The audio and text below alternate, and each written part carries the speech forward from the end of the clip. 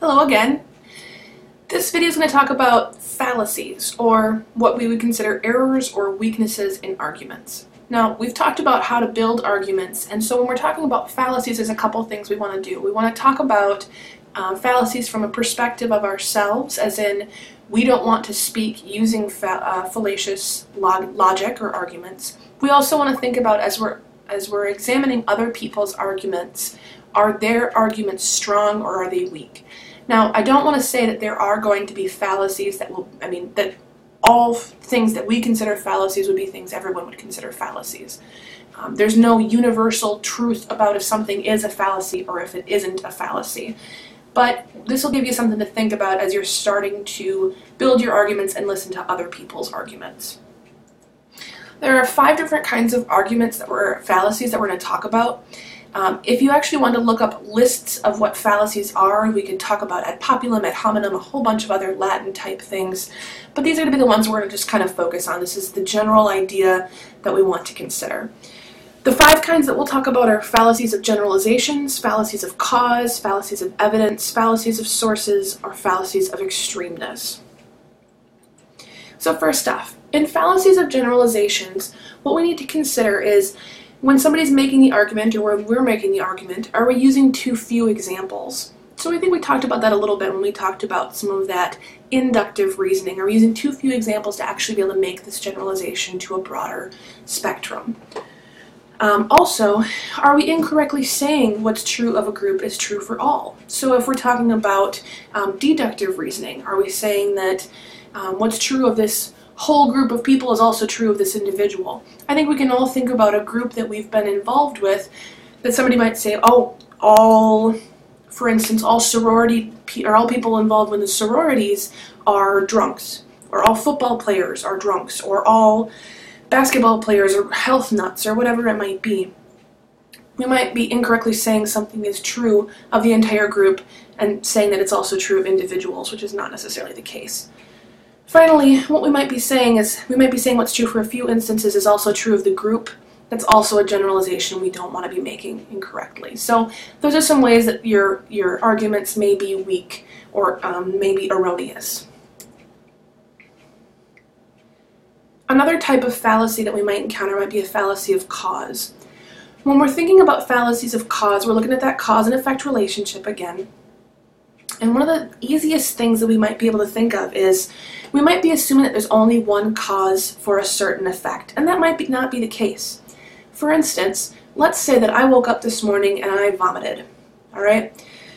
Let's say that we said, okay, the cause of this vomiting was that she vomited in the morning, so she must be pregnant. That must be the case.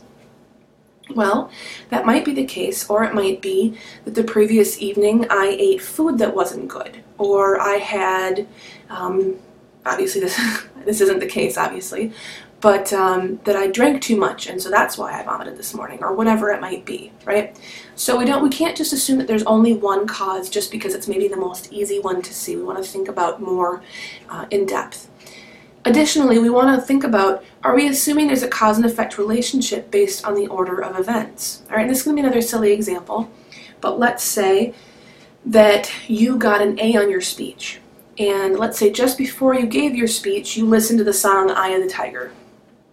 All right, you may assume, or somebody could argue, oh, the cause of you getting your A on your speech is because you listened to Eye of the Tiger.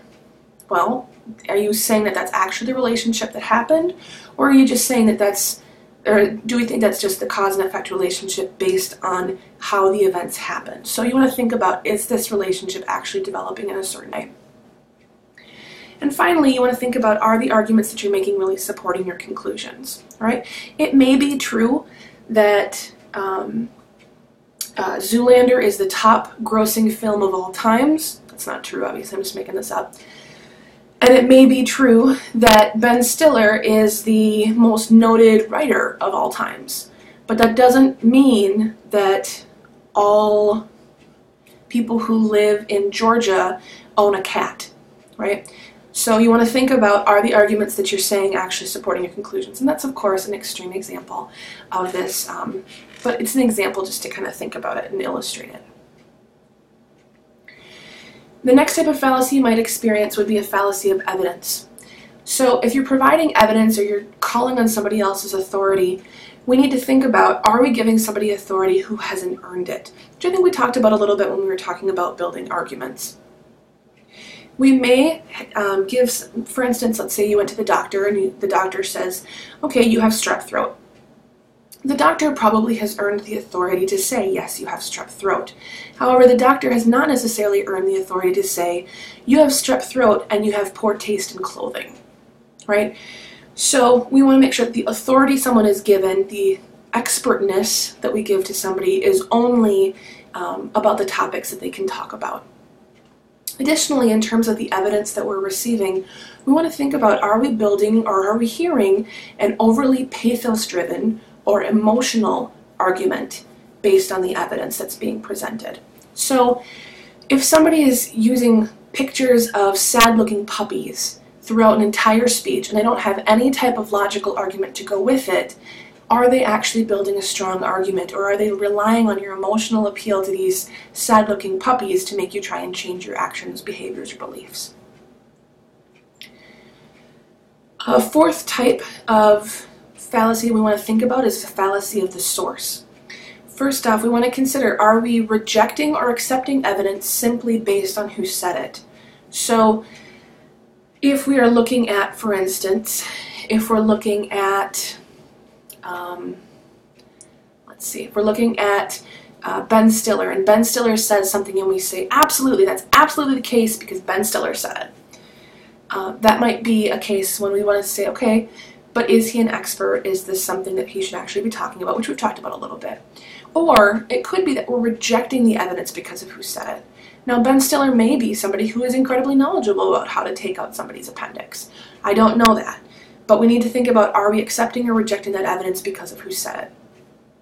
Additionally, we may at times attack another person rather than attacking their arguments. All right? So if somebody says, well, logically, X, Y, and Z, and we respond with, yes, but you're a poo-poo head, that's not responding to somebody else's arguments. That's not making an argument on our side.